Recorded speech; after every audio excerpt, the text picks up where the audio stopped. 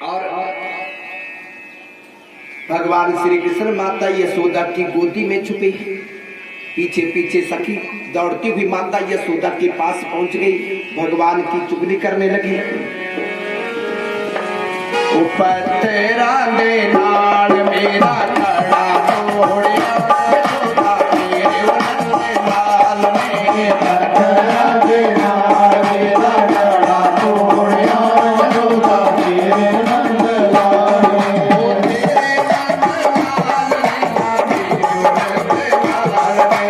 तेरे नंद लाल मेरा तेरे नंद लाल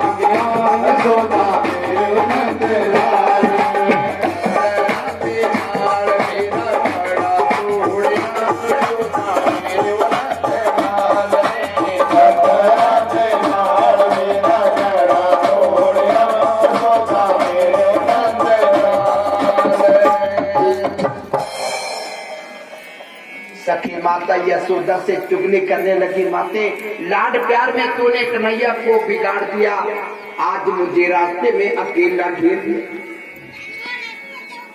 मेरी मटकी फोड़ दी, माखन खराब हो गया, लहंगा चोली खराब हो गए, मेरे घर में तो लड़ाई होगी, क्लेश होगा, मेरी सासू मानी छोड़ेगी। माता यशोदा भगवान श्री कृष्ण को कहने लगी, कन्हैया क्या तूने इस सखी की मटकी को फोड़ा? भगवान ने कह दिया मैंने फोड़ दी। बोले शंकर भगवान, क्योंकि भगवान कभी झूठ नहीं बोलते। माता यशोदा कहने लगी, कन्हैया तूने मटकी को फोड़ा क्यों? भगवान श्री कृष्ण कहने लगे, माते मैं सब कुछ सच बोलूंगा, पहले इस सखी को जाने दो, मुझे डर लगता है, और माता की गोदी में किसी को कोई भय नहीं होता है। भगवान श्री कृष्ण बड़े सुंदर शब्दों से कहने लगे, ये माते ये सखियां क्या करती हैं? 3-4 दिन का बासी माखन बेचती हैं, और मैं स्वास्थ्य मंडल का प्रधान हूँ। बोले शंकर भगवान ने क्या कहा है? भगवान ने मैं स्वास्थ्य मंडल का प्रधान हूँ। हमारा स्वास्थ्य तभी ठीक हो सकता है अगर मेरे ठाकुर जी चाहे तो, नहीं तो जोर लगाएगा। कितनी अभी ख्वाट वाली बहुत पल्ले कख नहीं पाना, लेखा देने पाना पे। बोले शंकर भगवान की कर ले तो मनमानी कितने दिन करेगा? एक दिन जाना तो बही। बोलिए बांके बिहारी लाल की। भगवान कहते हैं मैं स्वास्थ्य मंडल का प्रधान हूँ। हे माते बासी माखन खाने से मेरे इलाके में कोई बीमार पड़ जाएगा, सब कहेंगे कन्हैया ठीक काम नहीं करता है। हे माते गलती ये सखियां करती हैं और बदनामी मेरी होती है, इसलिए मटकी ही फोड़ दी। बोले शंकर भगवान की। ऐसी सुंदर लीला प्रभु कर रही। अब भगवान श्री कृष्ण बड़े हो गए। गोकुल की गलियों में भगवान ने जब घूमना शुरू कर दिया, एक दिन क्या हुआ? भगवान श्री कृष्ण गोकुल की गलियों में घूम रहे थे, एक ग्वाले से भेंट हुई जिसका नाम है मधुमंगल। जब प्रभु मधुमंगल से मिले, मधुमंगल को भगवान ने गले से लगाया और भगवान श्री कृष्ण कहने लगे, मधुमंगल तुम बड़े भारी दुबले पतले हो, खूब माखन खाया करो, मेरी तरह मोटे हो जाओगे। मधुमंगल की आंखों में आंसू आ गया, कन्हैया हमारे घर में इतना माखन नहीं होता, हम खुद माखन खाएं, हम बड़े भारी गरीब हैं। जो माखन निकलता है कंस को भेज देते हैं, खाने को कुछ नहीं बचता। भगवान श्री कृष्ण कहने लगे मधुमंगल ये रोना बंद कर दे, कल से माखन तुझे मैं खिलाऊंगा।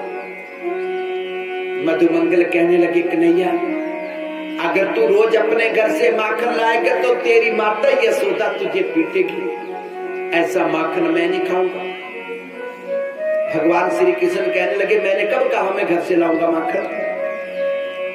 अरे कन्हैया फिर मुझे कहां से खिलाएगा? कल से हम माखन की चोरी करेंगे, बोले शंकर भगवान की। मधुमंगल कहने लगे कन्हैया ये सखियां नहीं छोड़ेगी हमारे को। भगवान श्री कृष्ण कहने लगे इसका भी प्रबंध मेरे पास है, क्योंकि मेरे गुरुजी ने मुझे एक ऐसा मंत्र दिया है जिसके सर के ऊपर मैं हाथ घुमाऊंगा वो किसी को नजर नहीं आएगा। मधुमंगल कहने लगे कन्हैया तेरे मंत्र पर विश्वास करना बड़ा कठिन है, बोले शंकर भगवान की। भगवान विचार करने लगे जब ये जीव वेद शास्त्रों के ऊपर विश्वास नहीं करेगा, मेरी वाणी के ऊपर विश्वास नहीं करेगा तो इसकी गरीबी कभी नहीं जाएगी, ये दरिद्र ही रहेगा। लेकिन भगवान जानते हैं ये गोकुल के ग्वाले मुझसे प्रेम बहुत करते हैं, भक्ति भी करते हैं, लेकिन विश्वास नहीं है और विश्वास के बिना भक्ति अधूरी है। अब इनको विश्वास कराना पड़ेगा। भगवान श्री कृष्ण मधुमंगल को कहने लगे मधुमंगल कोई बात नहीं, इस मंत्र की कल परीक्षा कर लेंगे। दूसरे दिन भगवान सारे ग्वालों को लेकर के एक कुएं के पास चले गए। सब ग्वालों के सर के ऊपर हाथ घुमाया और भगवान श्री कृष्ण ने ग्वालों की तरफ पीट करके कहने लगे मुझे नजर नहीं आती है कहां चले गए? तो ग्वाले लगे सोचने मंत्र तो ठीक किया, बोले शंकर भगवान। विश्वास हो गया मंत्र कुछ भी नहीं।